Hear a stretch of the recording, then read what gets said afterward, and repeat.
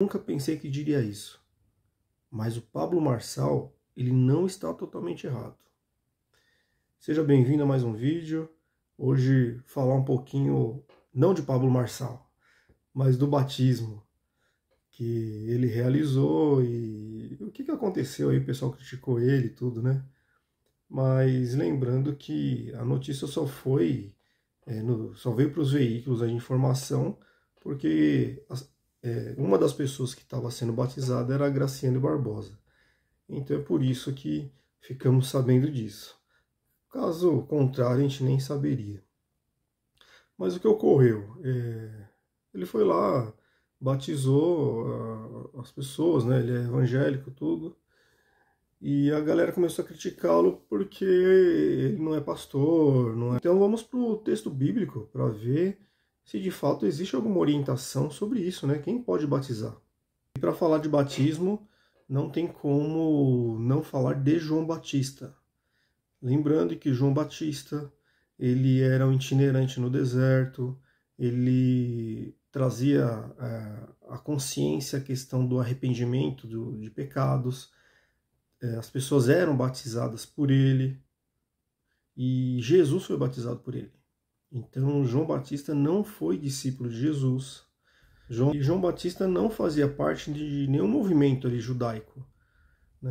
Alguns colocam João Batista como sendo um essênio, aquele que saía da cidade, né, vivia à margem, vivia no deserto ali, buscando uma espiritualidade sem distorções, querendo algo mais transcendente, né, seria mais ou menos isso.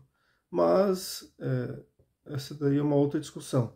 Então, João Batista batizava as pessoas, e Jesus foi ao encontro dele para ser batizado também. E depois, mais para frente, nós vemos a orientação de Jesus para os seus discípulos. Mateus 28, do 19 a 20, Jesus ordena aos seus discípulos para que eles batizem as pessoas. Ide, portanto, fazei discípulos de todas as nações, batizando-os em nome do Pai, e do Filho e do Espírito Santo. Jesus ordena os seus discípulos a batizarem as pessoas, ensinando a guardar os mandamentos e tudo. E lembrando que ainda a igreja não estava constituída. Então, as pessoas que ouviam o evangelho, ouviam as boas novas, elas deveriam ser batizadas como um sinal de arrependimento, de ser uma nova criatura, mas ainda não tinha igreja. Não tinha igreja constituída. Só mais para frente que essas pessoas elas vão se convertendo a essa nova religião, e então elas vão se ajuntando e vão formando as comunidades. Com isso, essas comunidades precisam de líderes, precisa de uma liderança ali constituída para que possa estar à frente desse grupo de pessoas. E então as comunidades elas vão se formando as igrejas. E aí mais para frente, principalmente nós vemos com a vida de Paulo, nas viagens missionárias, a questão das cartas também para as igrejas. Então começou a existir essas pequenas comunidades, e líderes também começaram a surgir para que pudesse estar à frente dessas igrejas. Então, consequentemente, o que acontece? As pessoas que iam se achegando, elas vão se convertendo, e esses líderes eles vão batizando essas pessoas. Isso é uma coisa até natural, porque eles estavam à frente, eles conheciam um pouco mais da mensagem, então eles estavam mais capacitados, eles estavam mais maduros para que eles pudessem orientar aquelas outras pessoas. Dando um salto histórico, um grande salto, né? Se a gente for pensar dos evangélicos, os primeiros protestantes, né, de fato, que chegaram aqui no Brasil para evangelizar, é lógico que são eles, os líderes, que vão batizar os novos convertidos. Porque eles vieram para ensinar, para apresentar o evangelho, e as pessoas que iam se convertendo, elas iam sendo batizadas, e consequentemente, lógico que é pelos líderes, que eles são os mais maduros, aqueles que já conhecem mais, aqueles que vão instruí-los na nova fé. Então isso é uma coisa até natural que se aconteça. Agora, no texto bíblico, de fato, não tem nada claro dizendo quem é que tem que batizar. Se é o líder, se é o missionário, não está claro, não está claro. Né? O que nós vemos aqui é que quando existe o início da comunidade, o início da igreja, obviamente que os mais maduros na fé, eles serão os responsáveis por isso. Hoje faz sentido pensar ainda que o líder, aquelas pessoas que são responsáveis ali pela igreja, que sejam os responsáveis para batizar.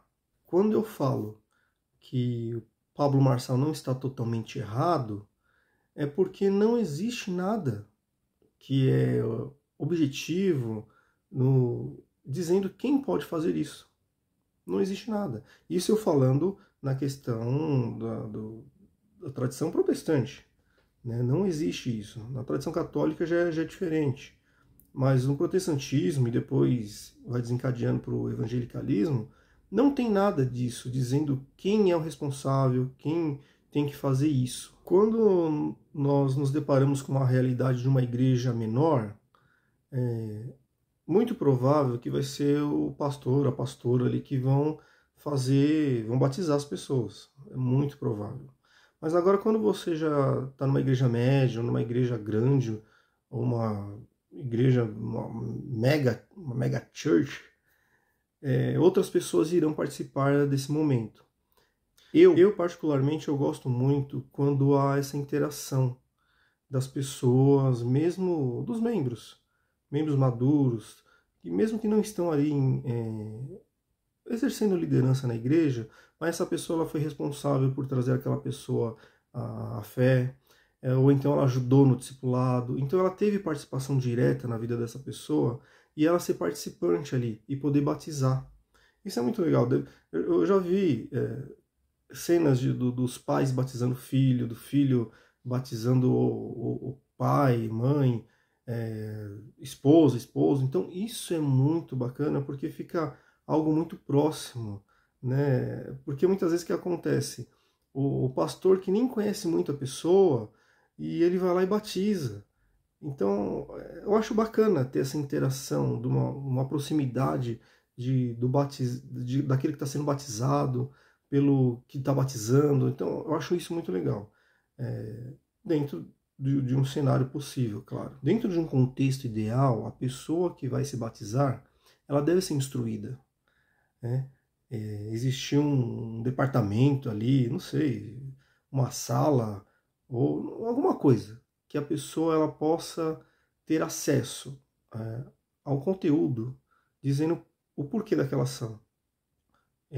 O que motiva ela a fazer aquilo e quais são as razões, e trazer biblicamente mostrando os efeitos que isso irá fazer na vida da pessoa, que é um momento importante na vida dela, né, que ali é um ato que ela está declarando para todos a nova fé que ela tem, Jesus Cristo, que ela reconhece que Jesus é o Salvador da vida dela, que ela está arrependida de toda a vida que ela teve antes de encontrar Jesus, é tudo isso.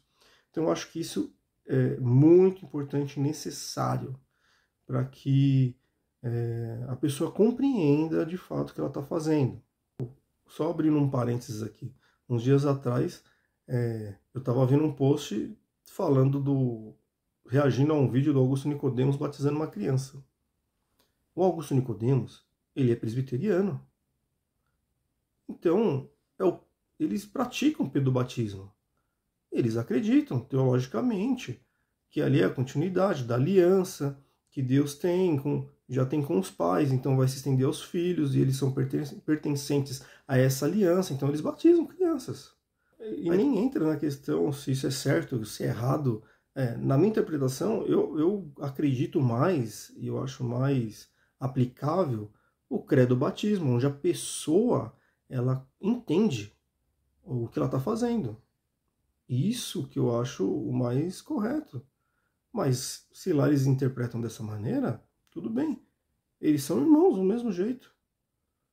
Então, e aí vem outra questão também do batismo por imersão, aspersão. Bom, eu acho muito mais bonito por imersão, né? Vai tudo lá para baixo, lá, molha tudo, a cabeça toda, fica o corpo todo baixo d'água, depois volta. Né? Eu acho mais bonito a cerimônia. Né? Agora o outro batismo não é válido? É válido também. Entendeu? Então acho que às vezes as pessoas elas querem criar algumas... Acho que nem criar polêmica, acho que às vezes falta um pouquinho de curiosidade, de querer entender o que a outra denominação acredita, o que eles praticam. Né? Então acho que falta um pouquinho disso também. E aí acho que vem algumas críticas que elas são exageradas. Por isso que eu falei que o Pablo Marçal não está totalmente errado. Né? O que ele fez ali, nada impede dele fazer aquilo. Ele se considera um seguidor de Jesus, ele entende o que ele está fazendo, então ele apresentou, a pessoa quis, apresentou o evangelho, a pessoa quis se batizar, então, agora lógico, novamente, dentro do cenário ideal, seria legal, né? Estar em uma igreja, sendo acompanhado, sendo discipulado. Isso seria o cenário ideal. Mas então, antes de fazer muitas críticas, e olha que eu sou chato, hein? Eu tenho muita crítica aí. Mas acho que antes de fazer tantas críticas, falar que tá tudo errado, a gente pode querer entender um pouquinho também, né? E compreender que existem outras tradições, né? Outras formas de ver. E aquilo que a Bíblia, que o texto bíblico não condena, ou então que não dá uma orientação exata, então existem inúmeras interpretações. E a gente tem que ver o que é aceitável e o que não é aceitável. Então existem algumas práticas que elas são aceitáveis, mesmo a Bíblia não dizendo claramente como deve ser feita. Então, nessa questão do batismo, ao meu ver, totalmente aceitável. Então, que a gente possa, antes de fazer alguma crítica, querer entender um pouquinho, querer ler um pouquinho sobre isso e ver mais ou menos como que é o cenário onde isso está sendo feito. Tá bom, meus amigos? Então espero que você curta esse vídeo, comenta aí, fala o que você acha, se você acha que não, se você prefere um batismo por imersão, por aspersão, e eu também pensando futuramente fazer algumas coisas aí diferentes no canal. Não sei se vai ser devocionais ou alguns estudos, mas vamos ver, vamos ver. Se você quiser sugerir algo, pode deixar aí. E até o próximo vídeo e que Deus nos abençoe. Valeu, tchau, tchau.